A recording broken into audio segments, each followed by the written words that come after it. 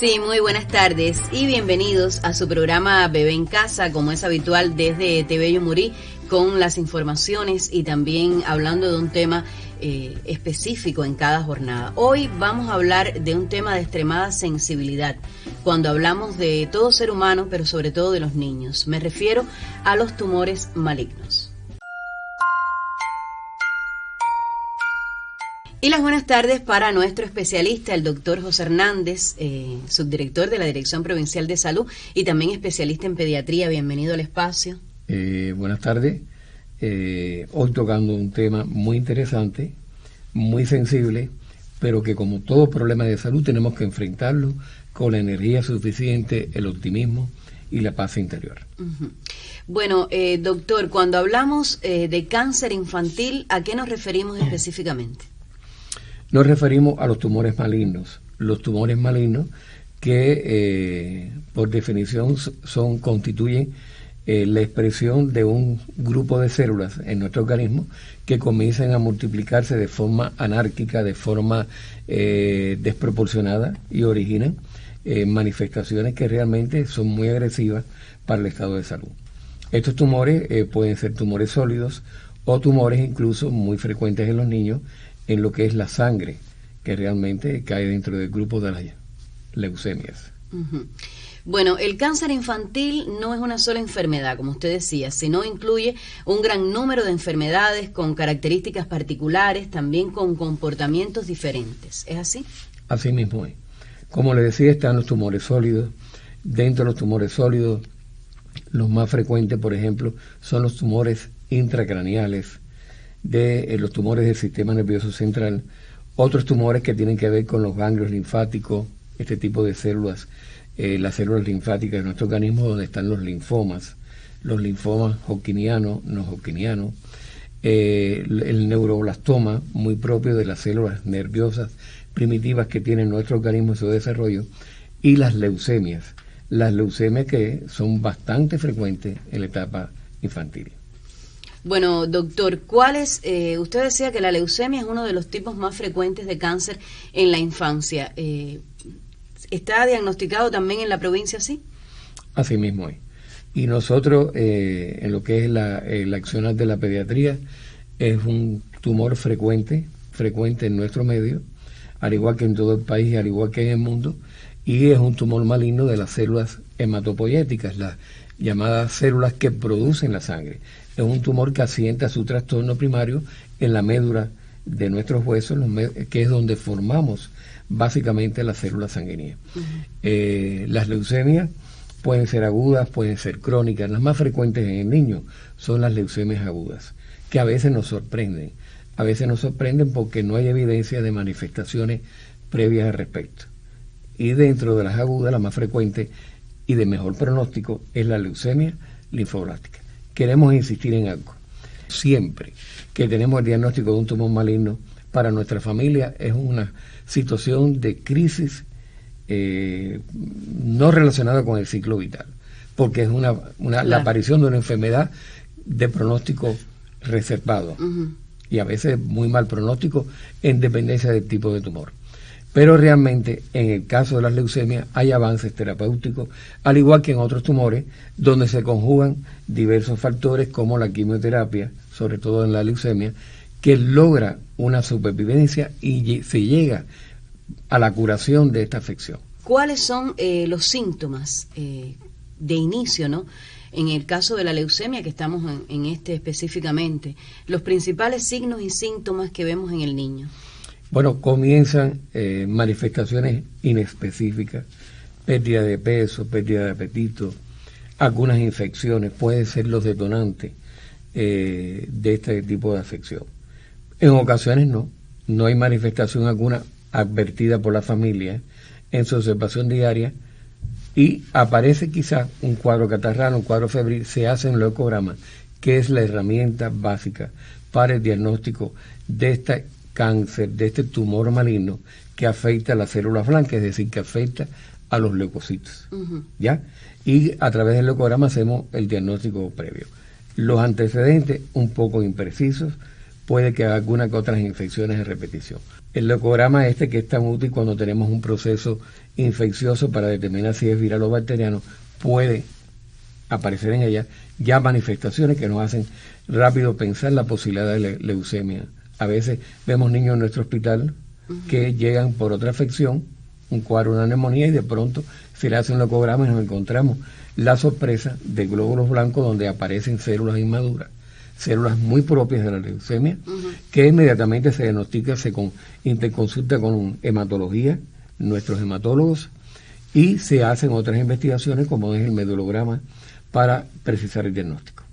Las leucemias en nuestra provincia, en la actualidad, se remiten los casos a centros como el Instituto de Hematología en la capital, al Hospital William Soler, al Hospital Pediátrico Juan Manuel Márquez y en otras ocasiones a Villa Clara. Hoy es una perspectiva para nuestra provincia. Incluso recientemente debatíamos esta temática del cáncer en la provincia en sentido general y con énfasis en el cáncer en la edad pediátrica, y hay una proyección para iniciar o continuar tratamientos quimioterápicos en nuestro hospital pediátrico provincial. Bueno, entonces vamos a nuestra sección Tu Salud al Día y regresamos.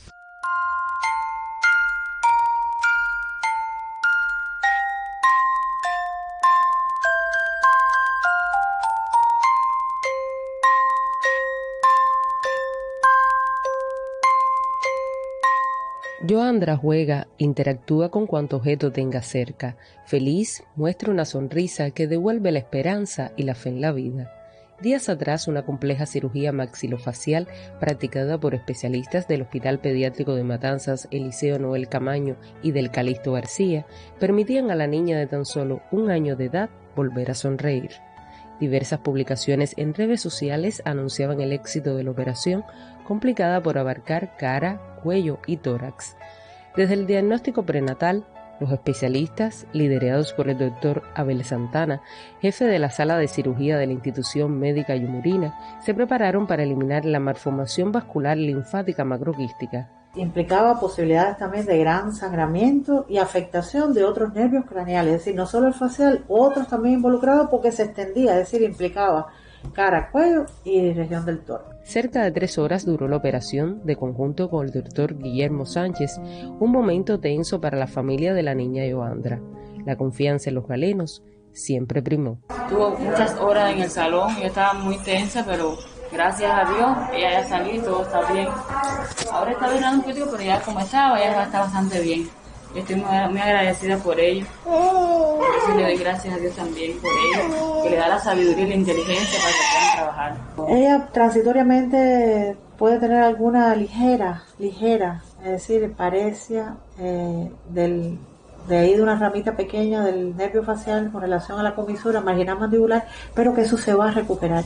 Para lo difícil que fue es un tumor que no es un tumor encapsulado, que se desplaza y se distribuye por todas estas estructuras, es muy difícil, es decir, una resección, y fue totalmente exitosa, no se dañó ninguna estructura nerviosa. Gracias infinitas, dicen los padres de Yoandra a los doctores. Miran con regocijo a la niña, la abrazan, ríen junto a ella, inundan la sala de alegría, muestran cuánto amor existe entre ellos y cuánto agradecen a la medicina cubana.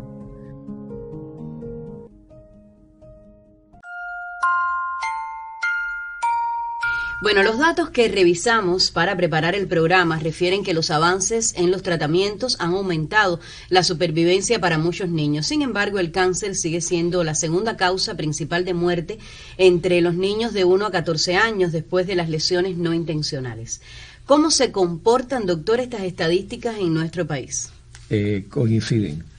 El cáncer es la segunda causa de muerte y realmente, a pesar de las modificaciones en los protocolos, el alcance a los tratamientos más novedosos que existen en el mundo, aún hay casos que fallecen, no en el caso de las leucemias, sino en otros tumores malignos, como son los tumores intracraneales, los tumores que pueden aparecer en cualquier órgano de la economía.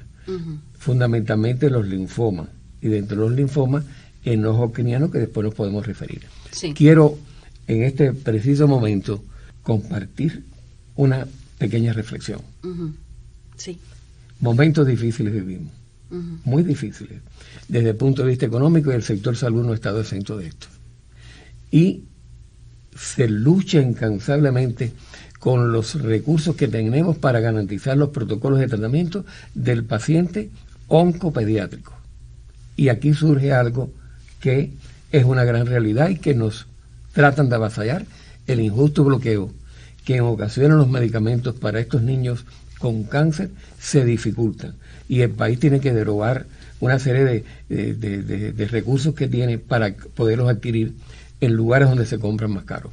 Esto es importante que la población lo conozca, que la población tenga presente que el bloqueo trata de matarnos y no tiene nombre, no va dirigida a una persona específica, va dirigida hacia un pueblo, y dentro de nuestro pueblo va dirigido también a nuestros niños y niñas. Bueno, hay factores de riesgo, doctor, como en todas las enfermedades cuando hablamos, ¿no?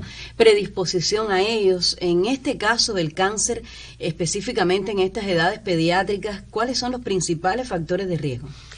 En ocasiones no es posible identificar factores de riesgo. Apareció y ahí está. Pero en otros momentos está descrita por la literatura, y en estudios epidemiológicos se ha visto que el hecho, por ejemplo, de estar expuesto a radiaciones ionizantes, favorece la aparición de cáncer. Hay aspectos también vinculados al genoma, a los genes, y ahí está el componente hereditario, que hoy se acercan algunos planteamientos al respecto, donde hemos visto familias donde ha sido frecuente la aparición de cáncer, e incluso personas donde han tenido, ya no niños, un cáncer en una etapa de su vida, se ha controlado, se ha curado de él, y aparecen otros tipos de tumores después. Es decir, que el aspecto hereditario, las radiaciones, son elementos que hoy se invocan que realmente pueden provocarla. De todas formas, es importante mantener una conducta preventiva, evitar las exposiciones. A veces insistimos con los padres que con la ansiedad lógica de tener un niño o niña enferma, nos piden constantemente, no vamos a hacer una placa. Sí. Importante es el método clínico, la observación del médico, el examen físico, y nos orientamos. Es cierto que en ocasiones hemos visto niños que con poca manifestación ocultatoria hacemos una placa y encontramos una gran neumonía, un bloque neumónico, incluso hasta derrames pulmonares. Pero no es lo usual, claro, porque hay elementos desde el punto de vista clínico que nos permiten discernir cuándo lo hay y cuándo no lo hay. Evitemos la ansiedad en cuanto a la radiografía, puesto que realmente a mediano y largo plazo pueden ser nocivas también. La palabra tumor no siempre, doctor, implica el diagnóstico de cáncer, porque algunos tumores son benignos, por tanto no cancerosos, mientras que en otros las células son muy agresivas, originando entonces sólidos tumores malignos. ¿Qué los caracteriza? O sea, clínicamente, como usted decía, y que es lo más importante, ¿qué caracteriza cuando llega un paciente de esa sospecha de que ese tumor pueda ser maligno o que estamos ante una situación, benévola? Como decíamos anteriormente, nuestras manos son muy valiosas para el diagnóstico. Claro. Las manos son, y sus dedos, muy buenos para muchas cosas. Malos, por ejemplo, para la transmisión de infecciones, por eso hay que lavarse las manos frecuentemente. Pero en cuanto a los tumores, que como decías muy acertadamente, aumento de volumen de cualquier órgano es un tumor. Que aparezca en la piel una nodulación, eso es un tumor. Sí. Como decía, la mayoría porque son se le benignos, llama a la masa que al ha aumento crecido. de volumen, al aumento de volumen en cualquier parte de nuestro cuerpo. ¿Ya? Tanto visible externamente como internamente. Ahora, las características, la consistencia, son los elementos que nos orientan en cuanto a un tumor maligno, la malignidad. Decíamos lo de los ganglios linfáticos, cuando los vemos duros, lo vemos que tienen adheridos a los planos profundos que no se pueden movilizar adecuadamente, nos habla de riesgo de malignidad, y por lo tanto se impone el estudio histológico a través de una biopsia por aguja fina, por aspiración, o por la extracción, la exéresis, la incisión y la extracción del ganglio para poderlo analizar. Muy importante es también la aparición en determinados lugares. Ya. Y nosotros los pediatras tenemos una costumbre. A veces ya ese paciente que venimos siguiendo, cuando llega a nuestras consultas y llega con un catarrito y logra la garganta, usualmente le hacemos así. aún sin acostarlo, y le tocamos su abdomen, porque a veces existen masas palpables que nos permiten hacer el diagnóstico precoz, rápido, de un tumor intraabdominal. La presencia de una tumoración dentro del abdomen requiere un estudio importante, porque ahí realmente la probabilidad de malignidad es mayor. Sí, o sea, que es la sapiencia también del especialista, la entrega que tenga a su trabajo, a su profesión. O sea, no creer que a lo mejor vino a la consulta por un tema, hay que generalizar, o sea, investigar un poquito más allá. Y conversamos hoy sobre cáncer infantil y tumores cerebrales en este momento. ¿Cuáles son los más frecuentes, doctor, en este tipo y a qué edad pueden ser detectados y diagnosticados a su vez? Los tumores intracraneales son frecuentes en los niños también. Y hay algunos tumores que aparecen en etapas iniciales de la vida, por ejemplo, en menores incluso de 2 años. Pero los más frecuentes aparecen entre 2 y 5 años, es decir, de etapa preescolar hasta la etapa escolar. Y las manifestaciones clínicas que tienen varían del momento. Habitualmente estos diagnósticos se hacen por manifestaciones clínicas, no como otros tumores que pueden estar silentes los tumores. Las manifestaciones más importantes, e insistimos con la familia, es el dolor de cabeza o cefalea frecuente en los niños, sobre todo matinal, alerto con la cefalea, el dolor de cabeza que aparece al levantarse el niño, o incluso que lo despierta de noche. Ojo con esta, porque durante el día puede haber un trastorno de refracción que es causa de una dolor de cabeza, y es por el sobreuso que hacen nuestros niños, incluso con los medios ahora de comunicación que tenemos, y pueden tener trastorno de refracción. Pero cefalea, dolor de cabeza que aparece al levantarse, ojo con esto.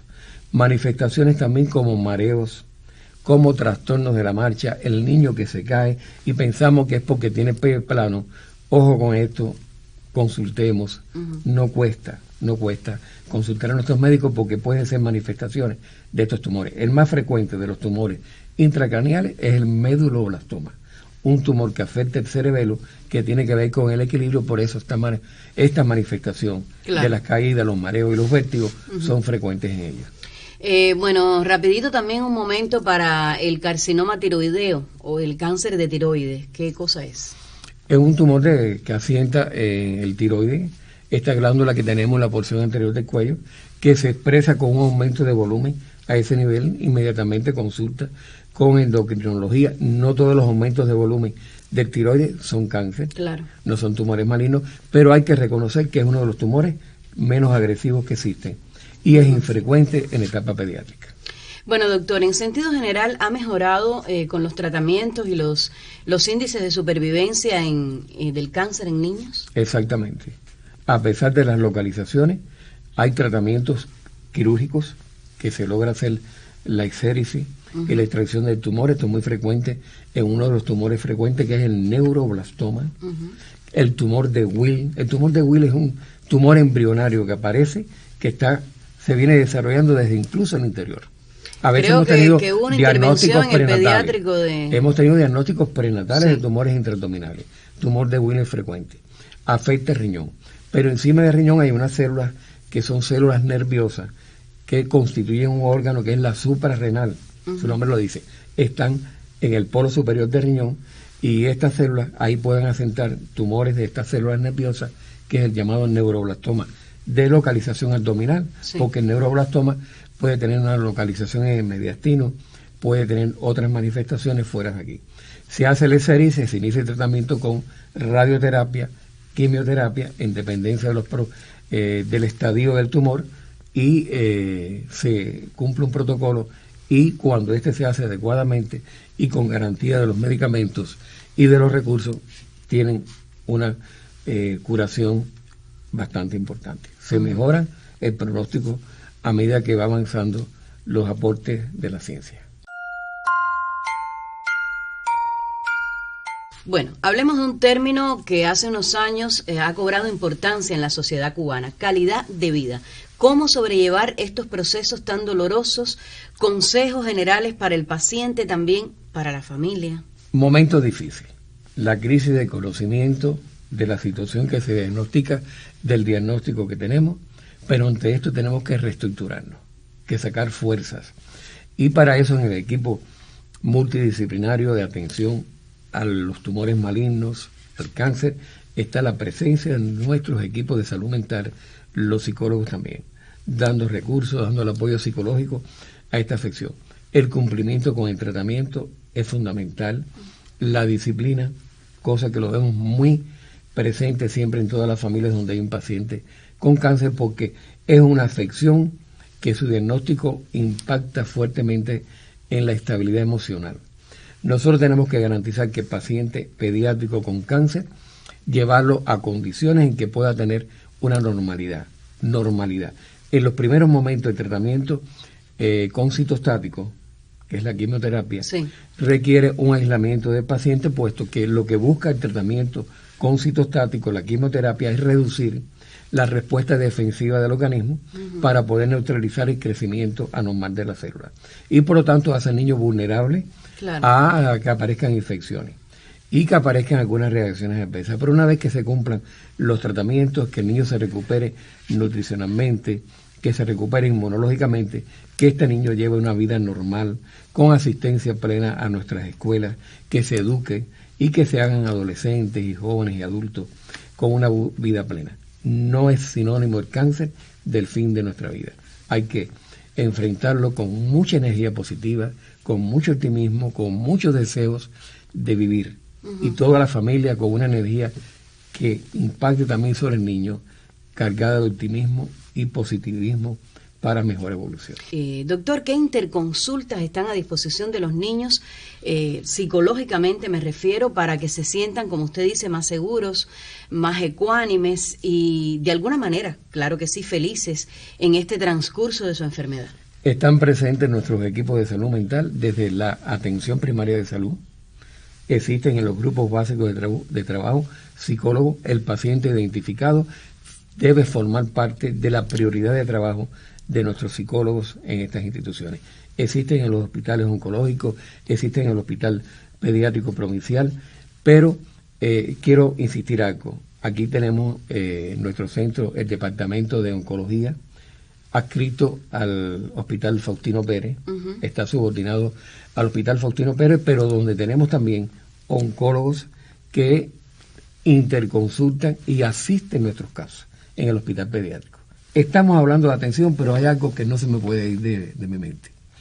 Insistir en la población que hay un elemento importante, hay un factor de riesgo importante para la aparición de cáncer infantil. ¿Sabes cuál es, Bárbara? ¿Cuál? La lactancia materna. La lactancia materna exitosa es un factor que hoy se describe en el mundo que contribuye a la reducción de cáncer en el niño, como las leucemias agudas, como los linfomas, y por lo tanto insisto en la necesidad de una lactancia materna exclusiva sin otro tipo de alimento hasta los 6 meses de nacido, para garantizar calidad de vida. Y en la mujer, a esa mujer que exitosamente lacta, se reduce la posibilidad de cáncer de útero y cáncer de mama y cáncer de ovario. Fíjense cómo estas cosas que la naturaleza nos tiene para evitar, y la prevención es extremadamente importante. Bueno, vamos a nuestro segmento Lente Creativo.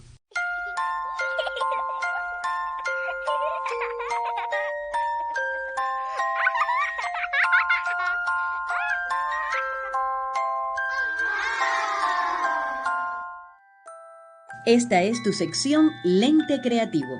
Podrás enviarnos tus fotos o videos de los momentos más lindos que compartas con tu bebé en casa.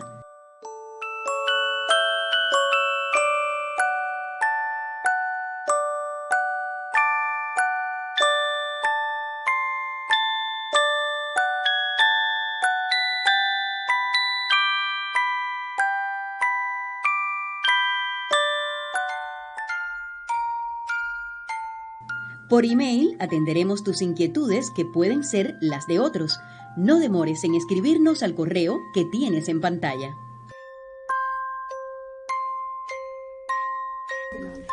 Consideraciones generales entonces en el programa de hoy. Para nosotros los profesionales de la salud tener también este enfoque de positividad.